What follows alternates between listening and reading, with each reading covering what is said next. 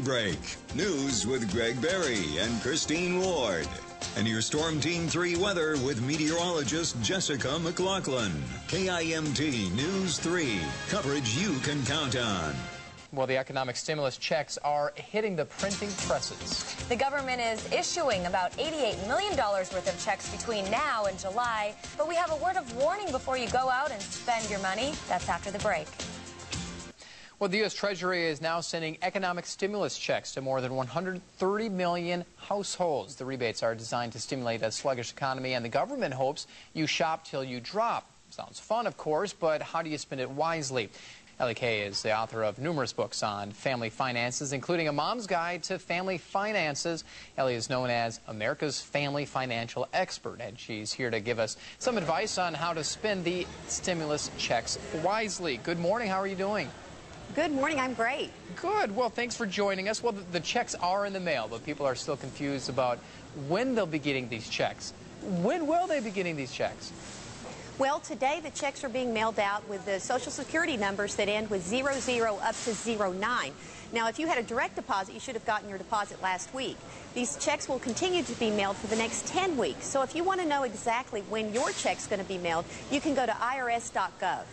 And there's a lot of confusion about that. I know we've been getting a lot of emails of when they're going to come, so that's nice to clear that up. Well, what advice do you have for Americans who are looking for help on how to best use that money?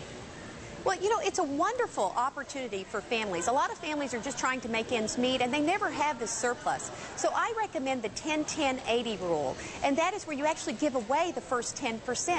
Here's your chance to be able to give some money back to the community.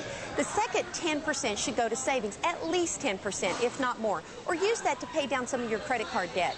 And then the last 80%, you need to be able to have investment type of spending. Spend it really wisely. As a matter of fact, we've set up a new website with the 10-10-80 rule and other tips. It's at walmart.com/savemore. And it will give some ideas about the right strategic kind of use of this check. So what are some of the wise things to buy? Do you go out and splurge and buy that big TV that you need, I mean, with the HD conversion and all that? Or what are some of the wise moves?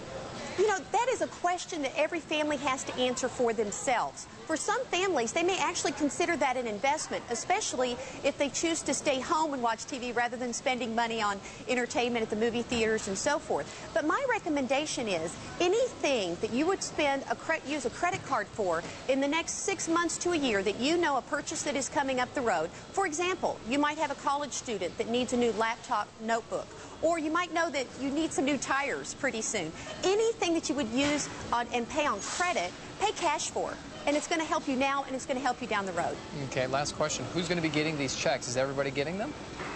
Well, anyone who files a federal income tax will get it with certain income stipulations.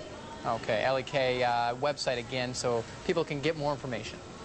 Great. It's walmart.com/savemore. All right, thank you so much for joining us. Great information, and hopefully people will be able to use it and spend wisely. Great, thanks. Great being with you today. All right, thanks, Ellie. Well, now as we head to break, here's a look at where Thursday's markets close.